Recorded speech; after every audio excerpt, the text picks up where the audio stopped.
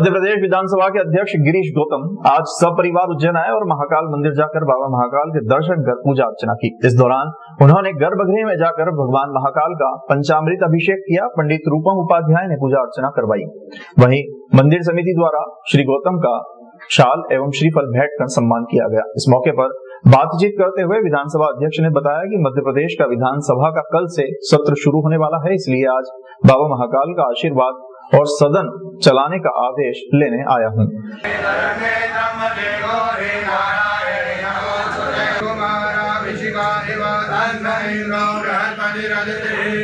विधानसभा सत्र के एक दिन पूर्व या उसी दिन मैं आकर के महाकाल का आदेश लेता हूं विधानसभा संचालन का।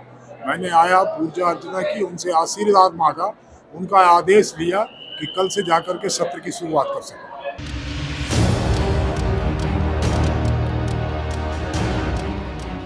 क्रिसमस पर्व को लेकर चर्चों में तैयारियां शुरू हो गई हैं। क्रिसमस पर्व को लेकर 1 दिसंबर से ही धार्मिक आयोजनों की शुरुआत हो चुकी है। रविवार को क्रिसमस के पर्व को लेकर क्रिश्चियन समाज ने समाज के पदाधिकारियों व समाजजनों शांति का संदेश देने के शहर के विभिन्न मार्गों से जुलूस निकाला। एक सप्ताह बाद क्रिसमस पर्व की धूम रहेगी। वहीं देवास रोड स्थित मसीह मंदिर चर्च और कैथोलिक चर्च में क्रिसमस पर्व को लेकर तैयारियां आरंभ हो गई है। बता दें कि कोरोना के 2 साल बाद इस वर्ष क्रिसमस धूमधाम के साथ प्रभु यीशु का जन्म मनाया जाएगा। रविवार को पवित्र बलिदान की प्रक्रिया प्रारंभ हुई। इस अवसर पर कैथोलिक चर्च से एक चल समारोह निकाला गया, जिसमें बड़ी संख्या में समाजजन शामिल हुए। इस चल समारोह में आगे सांता क्लॉज बने बच्चे चल रहे थे और झांकियों के साथ बड़ी संख्या में लोग हिस्सा ले रहे थे।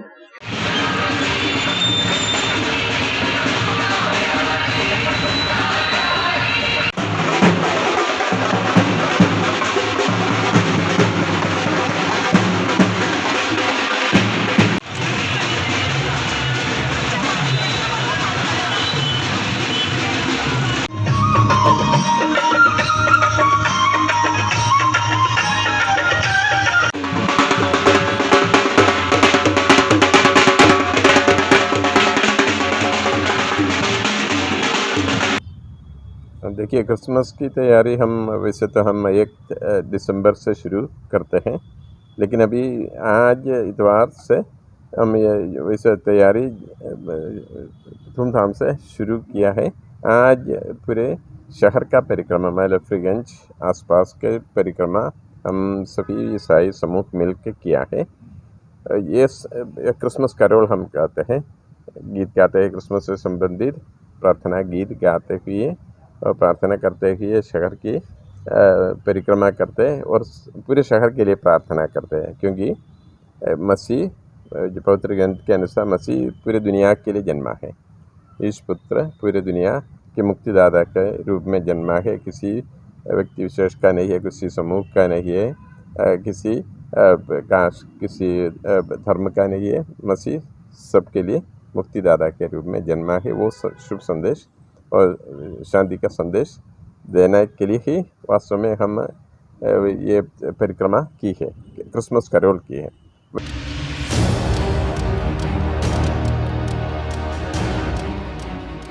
अखिल भारतीय विजय वर्गीय वैश्य महासभा की राष्ट्रीय कार्य समिति की बैठक महाकाल लोक विजय वर्गीय धर्मशाला कालापत्थर जवाहर नगर नानाखेड़ा पर महासभा की राष्ट्रीय अध्यक्ष डॉक्टर सावित्री सत्यनारायण विजय वर्गीय की अध्यक्षता में हुई, जिसमें देश के 13 राज्यों से प्रतिनिधि भाग लेंगे।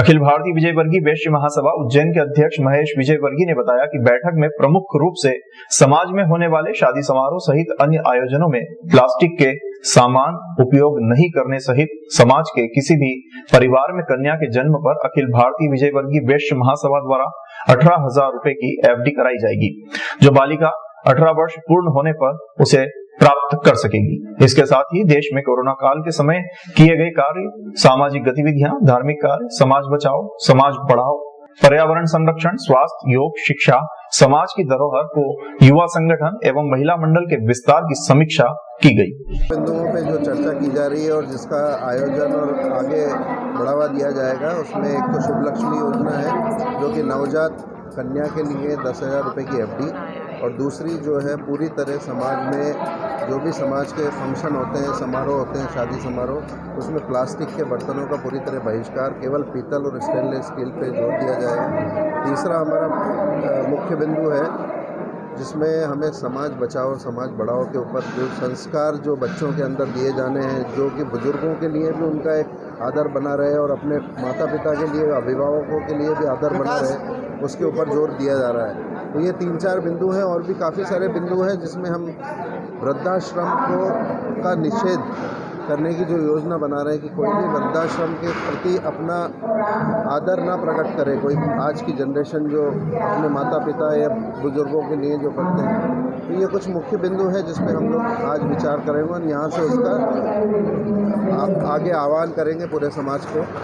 अखिल भारतीय विजयवर्गीय वैश्य महासभा जो कि हमारा राष्ट्रीय संगठन है, उस संगठन की केंद्रीय कार्य समिति की तीसरी महत्वपूर्ण मीटिंग आज पुण्य सलीला माँ शिप्रा के पावन तट पर उज्जैनी में संपन्न हुई है। इस राष्ट्रीय समिति में 16 प्रांतों के लगभग 78 प्रतिनिधि सम्मिलित हुए हैं और संयुक्त रूप से उज्जैन में सामाजिक क्रांति की सूत्रपात में कुछ नए बदलाव के साथ कुछ नए आयामों पर चर्चा करने के लिए राष्ट्रीय कार्य समिति की बैठक हुई है। इस राष्ट्रीय कार्य समिति की बैठक में हमारे युवा संयोजक भाई उमेश जी, महिला युवा संयोजक शकुंतला जी और हमारी राष्ट्रीय अध्यक्ष श्रीमती डॉक्टर सावित्री विजयवर्गीय जी यहाँ मार्गदर्शन के लिए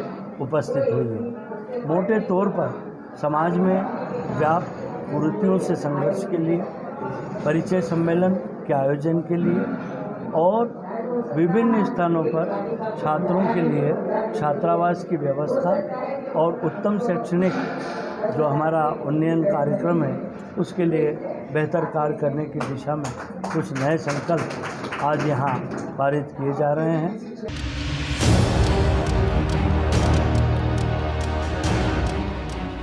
प्रधानमंत्री नरेंद्र मोदी को लेकर पाकिस्तान के विदेश मंत्री बिलावल भुट्टो द्वारा की गई टिप्पणी को लेकर पूरे देश में प्रदर्शन किए जा रहे हैं। इंदौर में भी भारतीय जनता पार्टी के कार्यकर्ताओं ने राजवाड़ा पर बिलावल भुट्टो और पाकिस्तान के खिलाफ जमकर नारेबाजी की। आक्रोशित कार्यकर्ताओं ने पहले पाक विदेश मंत्री के पुतले की जूतों एवं चप्पलों से पिटाई की और उसके बाद उसमें आग लगा दी। दरअसल पाकिस्तान के विदेश मंत्री बिलावल भुट्टो ने पीएम मोदी के खिलाफ अभद्र टिप्पणी की थी। इस बयान के बाद बीजेपी में नाराजगी देखी गई थी।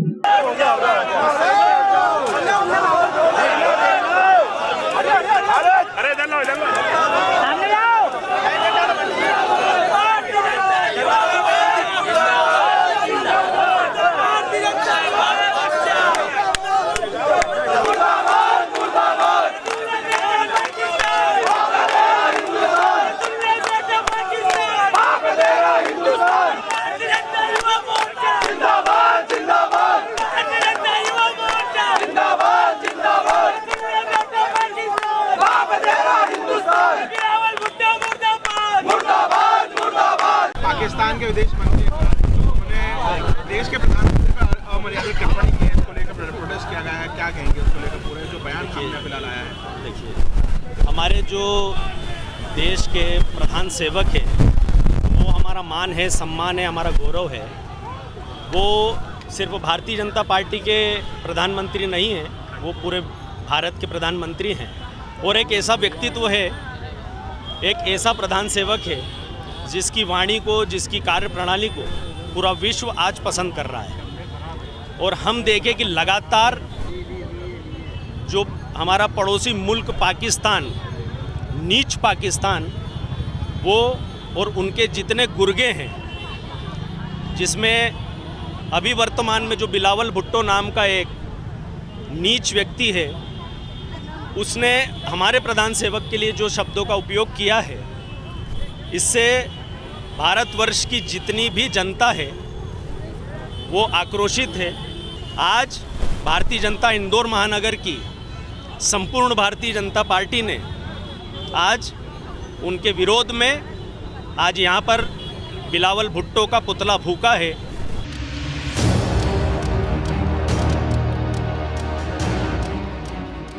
इंदौर के खजराना गणेश मंदिर की कीर्ति विदेश में फैली हुई है। यहाँ गणराज अपने स्वयंभू स्वरूप में विराजित है। माना जाता है कि अपने चमत्कारिक स्वरूप के दर्शन देकर खजराना गणेश सभी भक्तों की मनोकामना पूर्ण करते हैं। इसलिए मंदिर में वर्ष भर श्रद्धालुओं का तांता लगा रहता है, जबकि मनोकामना पूरी होने पर भक्त दिल खोलकर दान भी देते हैं।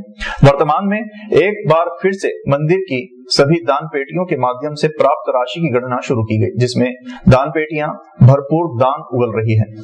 पिछले 2 दिनों की गणना में पहले दिन 28 और दूसरे दिन 20 लाख की राशि प्राप्त हुई है। यानी सिर्फ 2 दिनों की गणना में मंदिर को 48 लाख रुपए का दान मिल चुका है। इसके अतिरिक्त विदेश मुद्रा और स्वर्ण निर्मित वस्तुएं भी मंदिर प्रबंधन समिति को प्राप्त हुई है।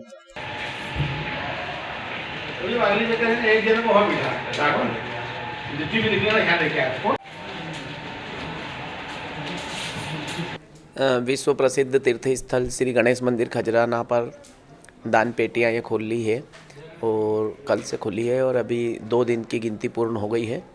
और इसमें शुरू दिन 28 लाख रुपए निकाल के गिनती करके बैंक में जमा कराए गए हैं और 20 लाख रुपए एक दिन, ऐसे करके 48 लाख रुपए अभी 2 दिनों में गिनती 28 लाख रुपए की हुई है, जो 48 लाख रुपए हो गए। 20 लाख एक और 28 एक, ऐसे करके 48 लाख रुपए बैंक में जमा करा दिए गए हैं। एक 100 ग्राम का बिस्कुट भी निकला है और एक 2 ग्राम का सोने का सिक्का निकला है और छोटी मोटी चांदी की रकम और सोने की रकम भी निकली है। और लगभग नगर निगम के अधिकारी और कोषालय के अधिकारी, मंदिर प्रबंध समिति के अधिकारी लगभग 30-35 लोग इस गिनती में रहते हैं। काउंटिंग के दौरान काफ़ी रोचक पर्चियाँ निकली हैं। भक्तों का ये विश्वास है कि हम रोचक पर्चियाँ वहाँ तक पहुँचा देंगे तो ही गणेश जी हमारी मांगे मानेंगे। एक रोचक पर्ची का मैं हिस्सा बताऊँ कि एक लड़की ने ये लिखा है कि मैं यूएस जा रही हूँ, है भगवान आपको तो सब मालूम है, मैं यूएस जा रही हूँ, आपने मेरा सिलेक्शन करा दिया है, अब मैं यूएस से वापस लौटूँ तो मेरा अच्छी जगह जॉब लग जाए, मैं आपको 125 किलो लड्डू और 1,11,00,000 रुपये दान पेटी में करूँगी। इस तरह की पर्चियाँ हैं और गणेश जी सुनते हैं सबकी। एक पर्ची ये है कि मुझे पुत्री हो जाए, पुत्र हो जाए और जल्दी विवाह हो जाए और मेरी जो भी परेशानियाँ हैं दूर हो जाए। इस तरह की पर्चियाँ निकल रही है जो सीधे हम गणेश जी के चरणों में प्रेषित करते हैं।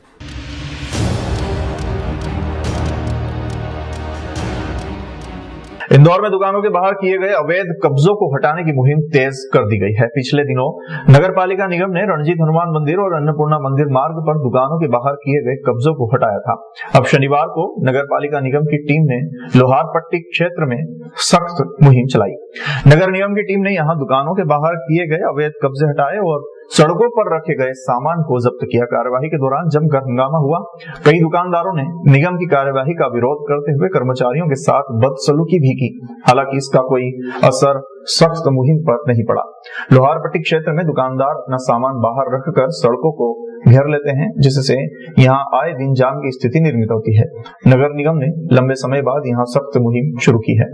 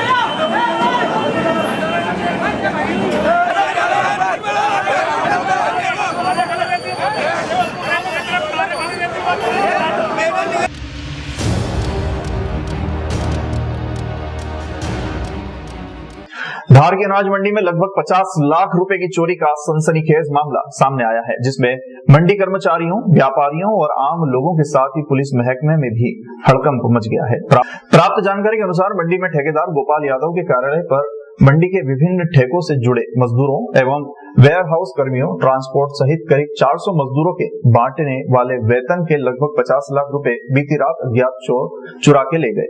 गोपाल यादव के अनुसार वे करीब 30 लाख रुपए नगद बैंक से निकलवा कर लाए थे। साथ ही पूर्व की भी उनकी सिल्लक उनके ऑफिस में ही रखी हुई थी, जो कि विभिन्न ठेकों के कामों से जुड़े मजदूरों को वेतन के रूप में बांटने थे। ऐसे में अज्ञात बदमाशों ने उनके ऑफिस से लगे पतरे के शेड के पास रोशनदान से बीती रात अंदर घुसकर और अलमारी को तोड़कर रखे लाखों रुपए की इस सनसनीखेज चोरी की घटना को अंजाम दिया, जिसमें पीड़ित गोपाल यादव के सहयोगी संजय के अनुसार लगभग 50 लाख रुपए नगद चोर गिरोह द्वारा चुराए गए हैं। इस पूरी घटना की सूचना पुलिस को दी गई, जिसके बाद पुलिस टीम और जांच दल मौके पर पहुंचा और मामले की गंभीरता को देखते हुए बदमाशों के फिंगरप्रिंट एक्सपर्ट और डॉग स्क्वाड को भी मौके पर बुलवाया गया। साथ ही वहां लगे सीसीटीवी कैमरे भी खंगाले जा रहे हैं। फिलहाल पुलिस कुछ भी कहने से बच रही है और शीघ्र ही चोरों को पकड़ने की बात भी कह रही है। पुलिस फिलहाल कुछ भी कहने से बच रही है।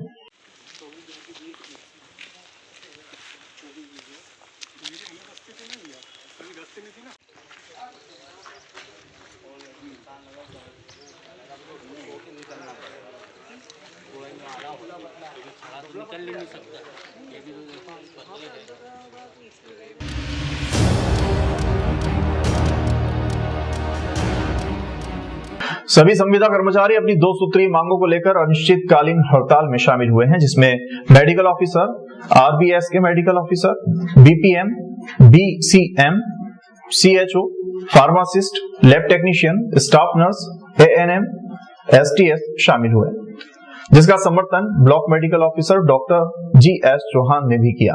कर्मचारियों का कहना है कि मध्य प्रदेश के एनएचएम के संविदा स्वास्थ्य कर्मचारियों को अन्य राज्यों की भांति नियमित किया जाए एवं सीएचओ को एमएलएचपी कैडर में नियमित किया जाए और एनएचएम के समस्त प्रोग्राम के जिनके कैडर निर्धारित नहीं है उनके भी कैडर बनाकर नियमित किए जाए तथा नियमित की प्रक्रिया के प्रचलन में सामान्य प्रशासन विभाग के पत्र क्रमांक C52 5 जून 2018 की नीति लागू कर उसके अनुसार नियमित कर्मचारियों का न्यूनतम 90% वेतन एवं अन्य सुविधाएं आज दिनांक तक एरियर सहित राष्ट्रीय स्वास्थ्य मिशन के समस्त संविदा कर्मचारियों को तत्काल आदेश करने का कष्ट करें। वहीं एनएचएम सपोर्ट स्टाफ को आउटसोर्सिंग से हटाकर तत्काल एनएचएम में वापस लिया जाए तथा बीमॉक, लेखापाल, मलेरिया, एमपीडब्ल्यू, अप्रेजल से निष्कासित कर्मचारियों को तत्काल एनएचएम में वापस लिए जाने संबंधित आदेश प्रदान करें। अपनी मांगों को लेकर कर्मचारियों ने रैली निकालकर मुख्यमंत्री के नाम मनावर एसडीएम को एक आवेदन दिया।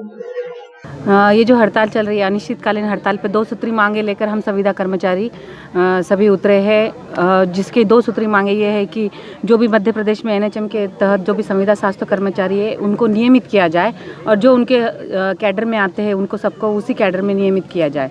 और दूसरा है सीएचओ को उनको एमएलएचपी के तहत कैडर के तहत उनको नियमित किया जाए और जो भी प्रोग्राम में जो आते हैं जो भी राष्ट्रीय स्वास्थ्य मिशन में उनका एक कैडर बनाकर उनको उस कैडर में उनको नियमित किया जाए। और दूसरा है कि जो भी 5 जून 2018 की जो मध्य प्रदेश शासन ने जो नीति लागू की थी जिसके तहत उन्होंने 90% वेतन में 90% समान कार्य समान वेतन और 90% वेतन पे नीति लागू की गई थी, वो अभी तक लागू हुई नहीं है। और जो भी अभी तक का 2018 से लेके अभी तक का जो उसका एरियर बनता है वो एरियर भी मिला सभी कर्मचारियों को मिले और नियमित कर, ये हमारी सबसे पहली मांग है। अन्य कर्मचारियों की तुलना में हमें आधा वेतन मिल रहा है और काम समान हो रहा है।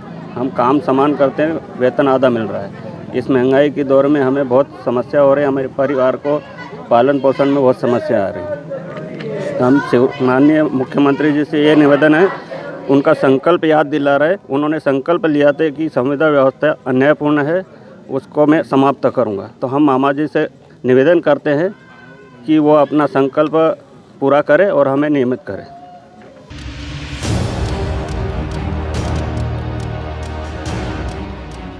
आगरमालवा जिले की सुसनेर विधानसभा से विधायक राणा विक्रम सिंह के खिलाफ सोशल मीडिया पर पोस्ट डालने वाले युवक ने जेल से जमानत पर छूटने के बाद विधायक और उनके समर्थक तथा पुलिस पर मारपीट और प्रताड़ित करने का आरोप लगाया है। युवक ने एसपी के नाम एक शिकायती आवेदन एएसपी धवल सिंह सिसोदिया को दिया है। दरअसल गत दिनों सुसनेर पुलिस ने विधायक के समर्थकों की शिकायत पर एक युवक गोविंद सूर्यवंशी को गिरफ्तार किया था।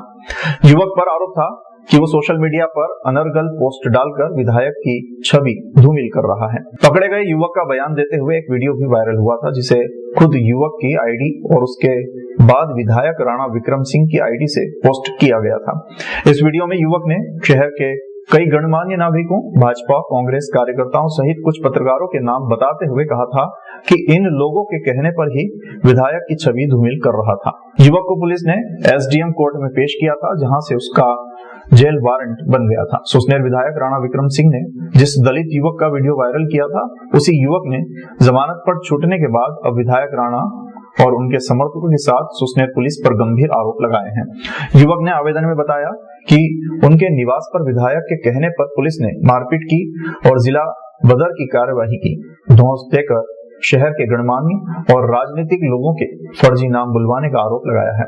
दलित युवक ने पुलिस अधीक्षक कार्यालय में विधायक और पुलिस पर कार्यवाही करने के लिए ज्ञापन दिया है। जी 12 तारीख रात की घटना है। रात की 9 से 10 बजे के लगभग मेरे को राणा हाउस पे माननीय विधायक जी ने बुलाया, सुसनेर विधायक माननीय राणा विक्रम सिंह जी ने बुलाया और पीछे के दरवाजे से पुलिस बुलाकर मेरे साथ मारपीट की गई और सुसनेर के प्रतिष्ठित राजनेताओं के मेरे से नाम लिखवाए गए और पुलिस सुसनेर पुलिस में आरक्षक है शंभू जाट नामक व्यक्ति ने, पुलिस वाले ने मेरे साथ मारपीट की गई और सुसनेर के प्रतिष्ठित राजनेताओं के नाम बुलवाए गए और उन सारे लोगों के अगर नाम में नहीं बोलूँ तो मेरे ऊपर रासुका और जिला बदर की कार्रवाई करने के लिए उन्होंने मुझे पर दबाव बनाया गया। किस बात को लेकर दबाव बनाया आपके ऊपर? जी मैं सच की आवाज़ नाम की एक फेसबुक आईडी चलाता था, उनमें उन्होंने दबाव बनाया गया कि ये सारे लोग तुम्हारा सहयोग करते थे और ये लोग तुम्हें पोस्ट बना कर देते थे और ये लोग तुम्हारे सहयोगी थे। ये पोस्ट आप आपकी इच्छा से डालते थे क्या? जी मेरी इच्छा से डालता था। इन लोगों को कोई दोष नहीं जिनके आपने नाम लिया? किसी व्यक्ति का कोई भी रोल नहीं है इसमें।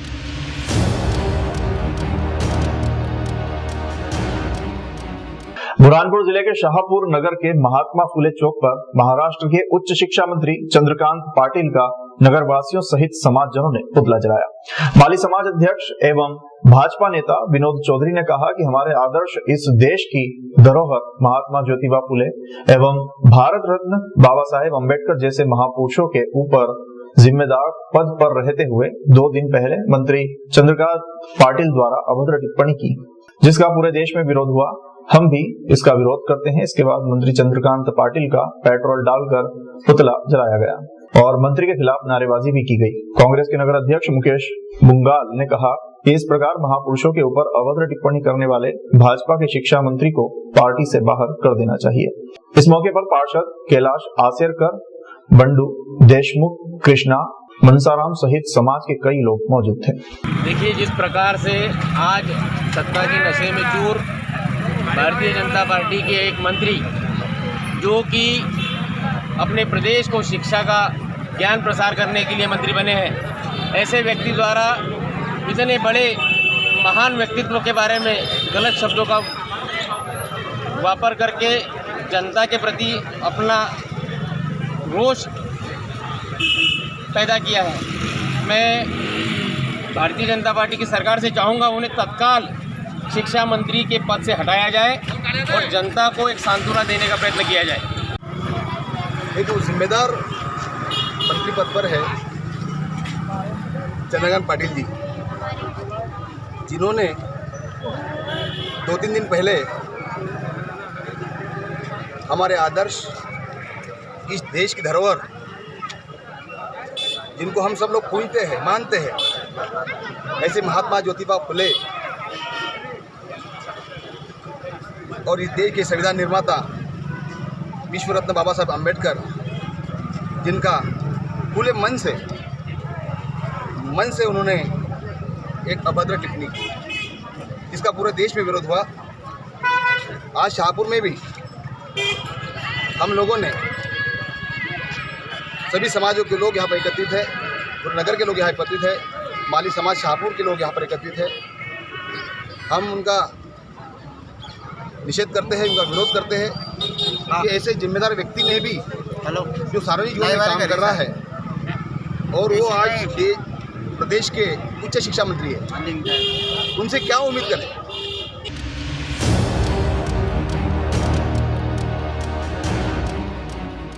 राजगढ़ जिले के अंतर्गत आने वाले थाना क्षेत्रों तथा सांप्रदायिक तौर पर अति संवेदनशील और संवेदनशील इलाकों का प्लाटून दौरा कर रही है 107 बटालियन। द्रुत कार्य बल की ए कंपनी के 1 प्लाटून ने राजगढ़ जिले के ब्यावरा थाना क्षेत्र के अंतर्गत सांप्रदायिक तौर पर अति संवेदनशील और संवेदनशील इलाकों का दौरा किया। उक्त अभियान के द्वारा सिटी पुलिस थाना परिसर से होते हुए एक फ्लैग मार्च निकाला गया, जो नगर के मुख्य मार्गों से होते हुए पुनः सिटी पुलिस थाना परिसर पहुंचा। फ्लैग मार्च के दौरान ब्यावरा शहर का परिचय अभ्यास भी किया गया। सिटी थाना क्षेत्र के सांप्रदायिक और अति संवेदनशील इलाकों, सांप्रदायिक दंगा फैलाने वाले असामाजिक तत्व तथा इलाकों की जानकारी ग्रहण की, ताकि भविष्य में यदि दंगा जैसी स्थिति उत्पन्न होती है तो तुरंत कार्रवाई कर सके।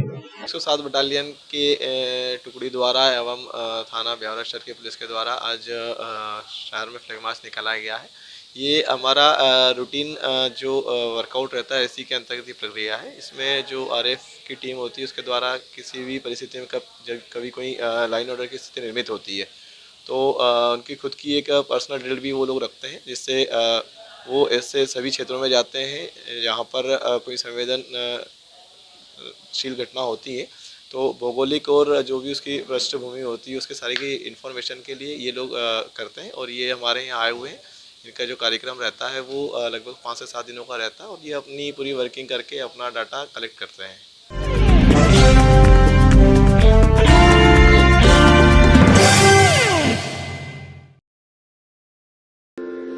ओम शांति। 25-26 साल की उम्र से भाई जी का मार्गदर्शन प्यार मिला। आज जो ये जीवन है भाई जी की बदौलत है और बाबा विनोबा जी की बदौलत है। सबसे पहले हरिजन सेवक संघ की इस पावन तीर्थ भूमि के ध्वज को मैं अपने मस्तक पर लगाता हूं, जहां ये भाई जी का प्रथम श्रद्धांजलि कार्यक्रम हो रहा है। मैं धन्यवाद देता हूं परम श्रद्धेय आदरणीय मेरे भाई प्रहलाद सिंह जी पानिया को, उनकी पूरी टीम को धन्यवाद देता हूं। मुस्लिम सिख ईसाई, हिंदू मुस्लिम सिख ईसाई, जैन पारसी बौद्ध बहाई। भाई जी की आवाज हमेशा हम लोगों के लिए ऊर्जा का केंद्र रहेगी। मत कर माया को अहंकार, मत कर काया को अभिमान, काया